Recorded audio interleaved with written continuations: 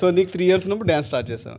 So అంటే ఎట్లా start చేసావు? మమ్మీ వాళ్ళ ప్రభావం ఎక్కువ ఉందా నీవు ఏమన్నా అంటే నేను 3 yearsకి నా ఏం లేదు.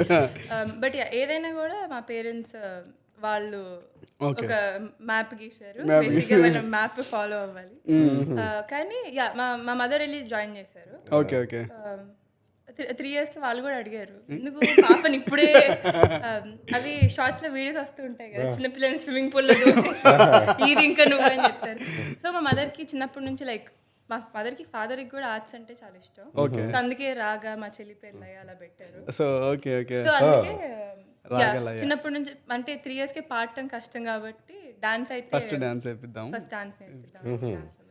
అంటే ఇప్పుడు నాకు ఏమనిపిస్తుంది అంటే బొమ్మరిల్లో ప్రకాష్ రాజ్ ఫాదర్ లాగా అంటే పాత తీసినట్టు మీ మదర్ ఇక్కడ బొమ్మరిల్లు ప్రకాష్ రాజ్ అంతా మీరే చేశారు.